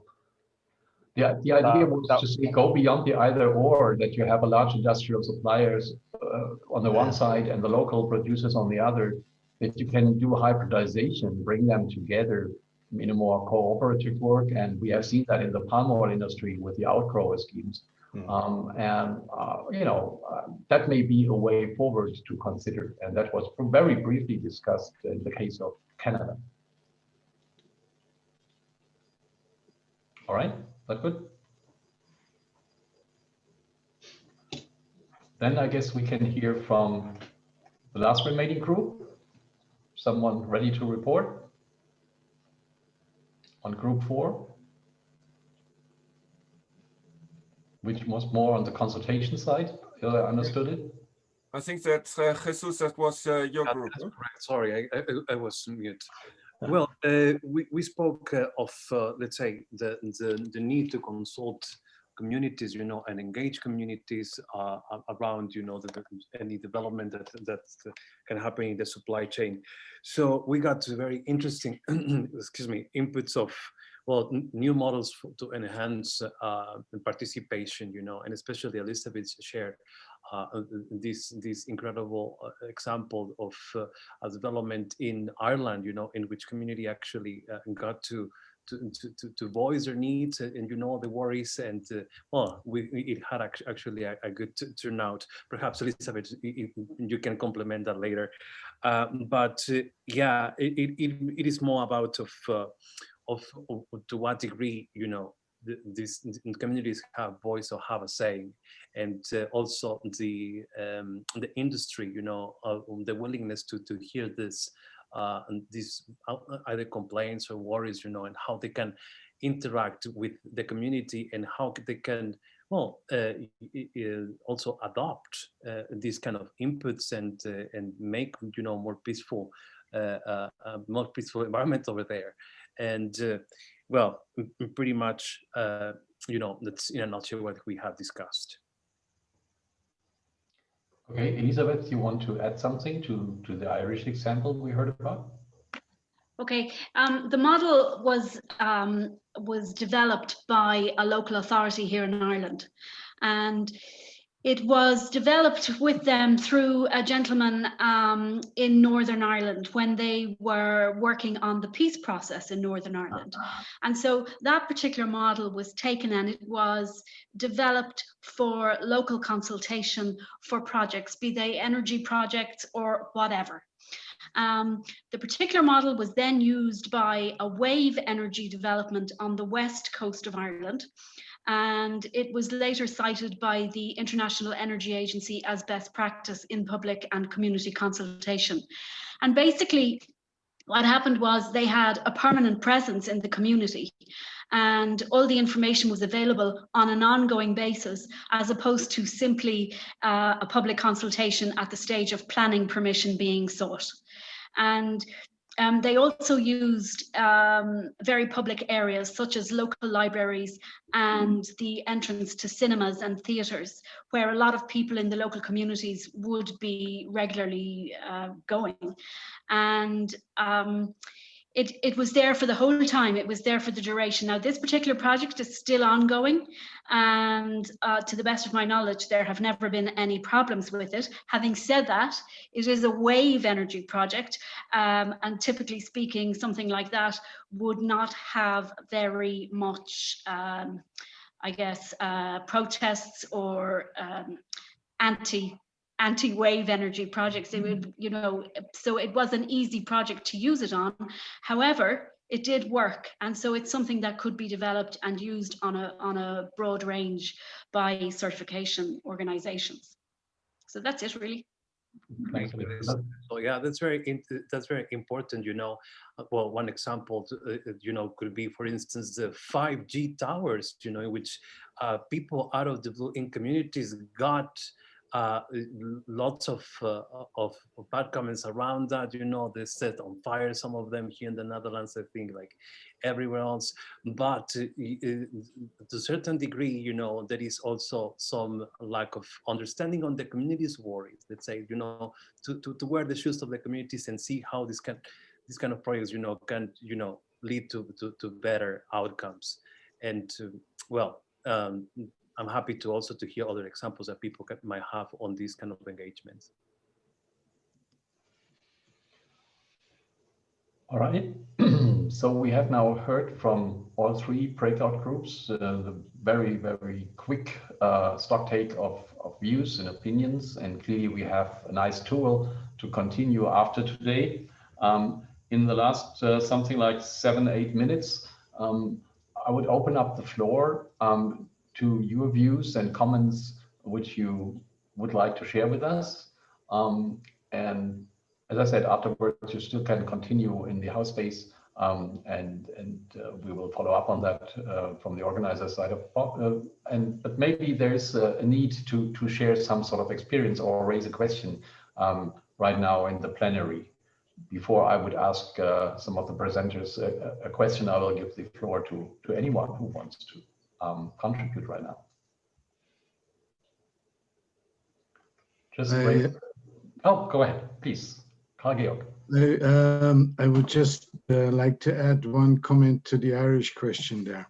This water energy program, I think, was also started in Scotland. So it's a project with some experience, but to transfer it to the woody biomass sector, I suggest to connect to Dermot Julian, who is a forester in Ireland and representing a lot of forest estates in Ireland, who is very interested in doing that.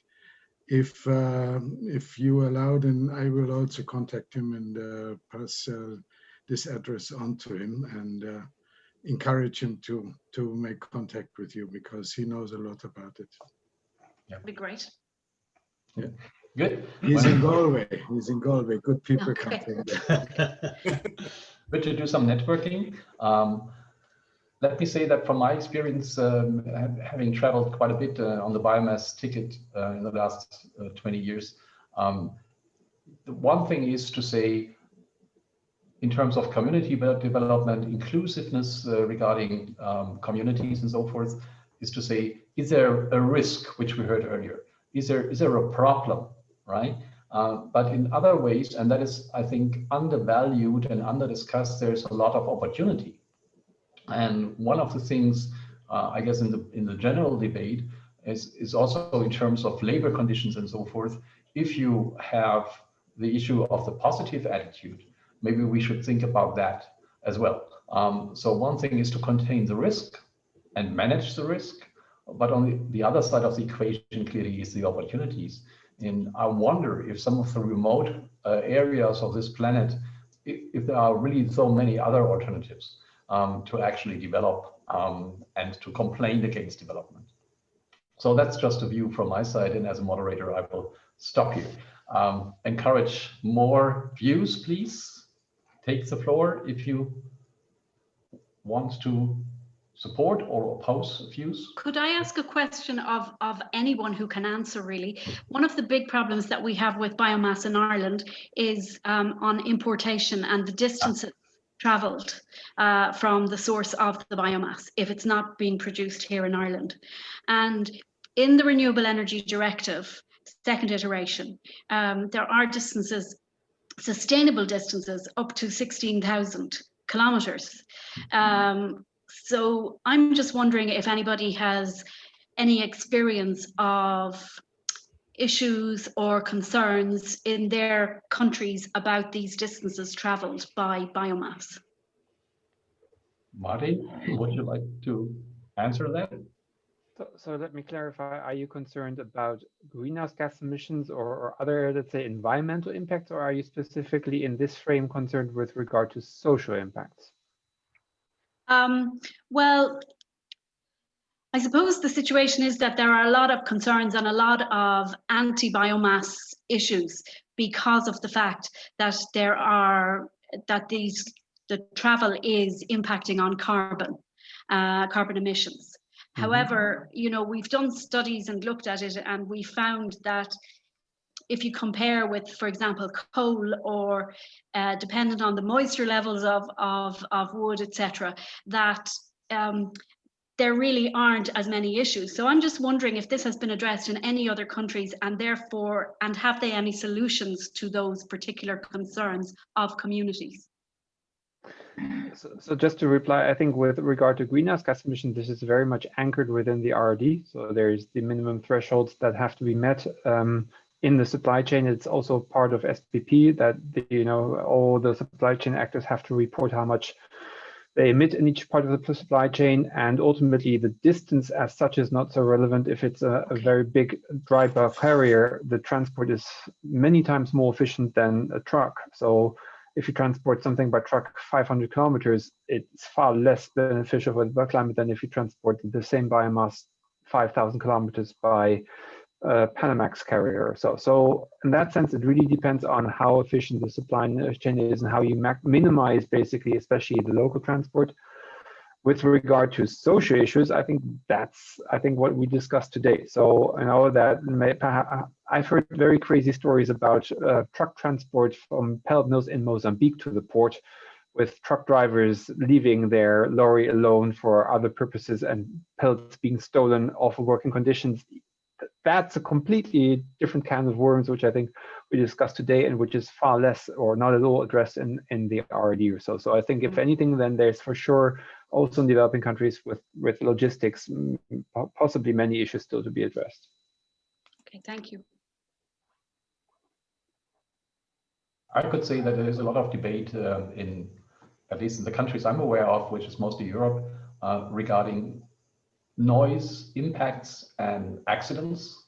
So the overall transport intensity compared to a gas pipeline or anything which is not coming through a truck clearly is a point. So that's a typically local concern, especially if there's a concentrated biomass hub or something. So that's just a few, but typically you have safety arrangements and similar issues to take care of that. So that's why it's not a major thing, at least in my view. So more voices before we get over to Adam for closing. I would have a rather heretic question, if it would be allowed. What is the I've seen the website of SPP. So what is the difference between Forest Stewardship Council and SPP? Who wants to answer that?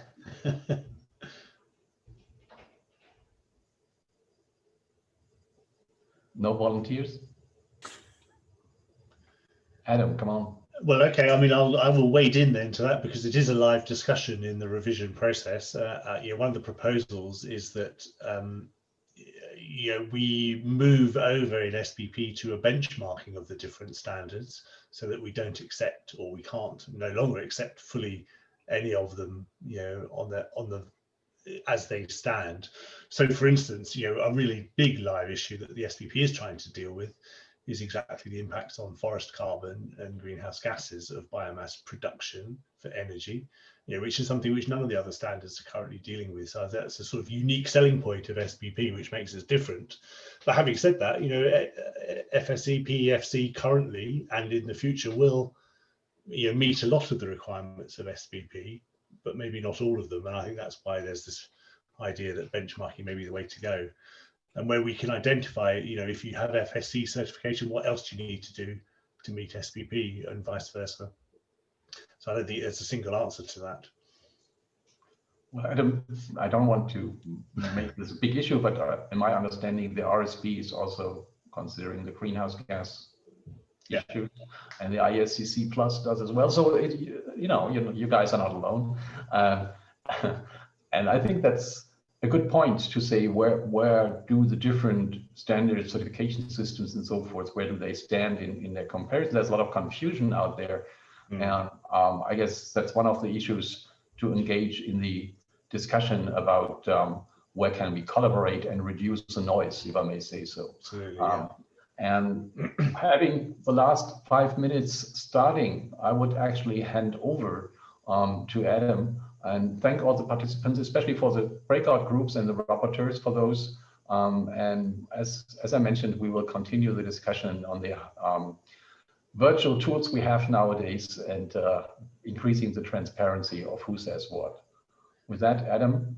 Thank you very much, Uwe. And yes, I'd like to echo that. I would like to thank absolutely everybody, the speakers, but actually more so even the participants in the breakouts, because you know, as I said right at the beginning, this was an added extra bonus seminar in the series. It wasn't originally envisaged that we covered social issues, but actually I think today has shown exactly how important they are, both from the perspective of the potential risks in the industry, but as we've heard also the massive benefits. I mean, Dana was very clearly showing how important it is just to the local economies of having a biomass industry. So absolutely, we need to maximise those at the same time as avoiding the threats. It's going to be very difficult to summarise this. The house-based pages, I understand, are available through to the end of February. So I would encourage people to carry on looking at them and adding to them as possible, because there's going to be lots of ideas. You know, as Stuart said, we had 10 minutes too little in the breakout groups to have a really good discussion. So there is an opportunity to add to those. And I think that's a way in which we can address the question, which to my mind is a key one for the day, which Darryl raised right at the start, of saying, you know, we need to get the right people in the right conversations to identify the unknown unknowns. I know it's a horrible phrase, but you know, those blind spots, as he called them, the things that we don't know that we don't know. And those are the things which are the sort of the time bombs for the industry, but also, you know, the major selling points, if we can get them right, for the industry to our stakeholders. So I think, you know, this is a start of a process which will be carried on in SPP in the discussions that we're going to have around the revision of the standard. But I really would absolutely echo the thanks to everybody for all their really valuable contributions to this. I think, Martin, you wanted to have a very final word, is that right? Sure, and very, very shortly, because I think it's almost dinner time for many participants here, or lunch for that matter. So just a word from my side. I've been involved in organizing this workshop series from more than a year ago, when we had a physical meeting, when that was still possible in Amsterdam, and we realized that we, from SPP side, needed activities to get more input into our standards revision process, but at the same time also do more outreach and encourage discussion, dialogue, and debate about many of the contentious issues. We originally had planned 2 days in Brussels in June, and on the one hand side, still regret that this was no longer possible, and would have offered opportunities to have drinks afterwards and continue many of the discussions one-to-one or over beer. At the same time, I think this was also a very constructive and learning process for all of us. I think the combination of doing it in house space, doing it partly all together, doing it partly in breakout sessions, also evolving with different, let's say, tools like Mentimeter today involved again, shows that in this new age, there's also ways to meaningful engage. And ultimately, also from the past discussions, this has been extremely helpful. I think we've seen, especially for the carbon, but also other workshops, that discussions have been going on. And the fact that everything is, let's say, openly available and documented is very, very useful also for SPP. We are finalizing at the moment a report on the 4th workshop on carbon, and this will be very beneficial, I think, not just for SPP, but for many other stakeholders. They're looking for answers and ways forward, how to, for example, deal with carbon. And I think the same goes also for today, for social issues. Again, it was a bit of a blind spot, and I'm very happy that we added the topic as such. And again, within this topic, we've heard many things which were new to me. I was really today one of the observers and learned a lot. And I think this is really one of the main accomplishments of this workshop series. I'm not sure if we should say this is the end. It's the end for this series, but I think also the collaboration with IEA and with ETIP Bioenergy has been extremely positive. So I'm sure we will put our heads together sooner or later in the coming weeks evaluate how this went and whether a continued in one way or the collaboration in the future may make sense. For dialogue on bioenergy and bio-based economy will continue for much time to come, and so I think there will be plenty of opportunity to convene again. And with that, also again, a big thanks to all of you to making this work. Without the input from speakers and from participants, this would not have been possible. Thank you so much. And also thanks to Dirk. And also wouldn't be possible without him. If you allow, not as a final, just as a hint, IEA Bioenergy, where I'm partly working with, and also the Global Bioenergy Partnership, the GBEP, are in a process to continue the discussion around sustainability of biomass, either for energy or in the bioeconomy, and the socio-economic issues. That's what we found have been undervalued so far. So I'm really happy that we had this opportunity here, and we clearly will create more. So stay tuned on that and be invited to future events, either in that collaboration or through others. But the issue won't go away. Actually, in the post-COVID world, which we hopefully enter soon, we will have to look into the socio-economic issues in combination with the environmental ones. And I think that's something we really should engage together. Thanks. Great. And a big thanks to Annie, who's been the backbone and mastermind and the soul day and night with 10-minute response times to any email I've ever seen. Absolutely amazing. You're going to make it happen in the future. Thanks so much, everyone. Have a great evening. Thank you. Bye-bye. Bye-bye. Bye-bye. Take care. Bye-bye. Bye-bye.